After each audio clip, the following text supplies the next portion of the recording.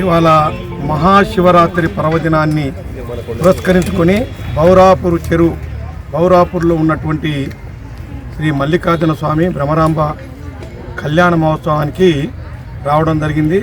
నాతో పాటుగా AICC secretary, MP అభ్యర్థి, మరి మహబూబ్నగర్ ఎంపీ అభ్యర్థి, అదేవిధంగా కాబోయే ఎంపీ శ్రీ చల్లా వంశచంద్రరెడ్డి గారు, వారి సతీమణి అశ్లేష గారు, అదేవిధంగా డాక్టర్ అనురాధ జడ్పీటీ సభ్యురాలు, మాతో పాటుగా చాలామంది భక్తులు రావడం జరిగింది. మరి ఈ సందర్భంగా అందరికీ కూడా ఆ శివయ్య, మల్లికార్జున స్వామి, మల్లయ్య అందరికీ ఆయుష్, ఆరోగ్యం, సిరి సంపదలను ప్రసాదించాలని భగవంతుని కోరుతూ వాళ్ళ ఈ నల్లమల్ల ప్రాంతంలో అత్యంత ప్రాచీనమైనది, అత్యంత ప్రసిద్ధి కలిగినటువంటి ఈ భ్రమరాంబ టెంపుల్, మల్లికార్జున స్వామి టెంపుల్ ఎప్పుడో 1000 సంవత్సరాల క్రితం ఈ టెంపుల్ నిర్మించబడ్డది. దీనికి వాస్తవంగా ఇప్పటి వరకు కరెక్టే చరిత్ర కూడా లేదు.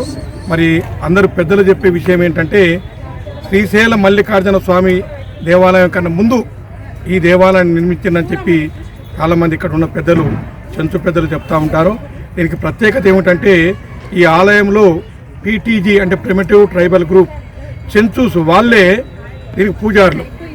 ఇక్కడ చాలామంది ఈ మల్లయ్య స్వామిని, భ్రమరాంబ స్వామిని నమ్ముకొని ఏ కోరికలు కోరినా వాళ్ళ కోరికలన్నీ కూడా 100కు 100% నెరవేర్చే విధంగా స్వామివారు, అమ్మవారు పిలిచారు. మరి అందరికీ కొంగు బంగారమై, మరి అందరికీ ఈ ప్రాంత ప్రజలు, ముఖ్యంగా చెంచులకు ఆరాధ్య దైవంగా వెలసిల్లినటువంటి ఈ ప్రాంతం మరి ఎప్పటి నుంచో ఈ ప్రాంతానికి కర్ణాటక, మహారాష్ట్ర నుంచి కూడా చాలామంది భక్తులు వస్తూ ఉంటారు. మరి ఈరోజు ఈ రాష్ట్ర ముఖ్యమంత్రి పెద్దలు గౌరవనీయులు రేవంత్ రెడ్డి గారి ఆశీర్వాదం వల్ల ఈ ప్రాంతానికి ఎమ్మెల్యేగా మరి కాబడ్డాను.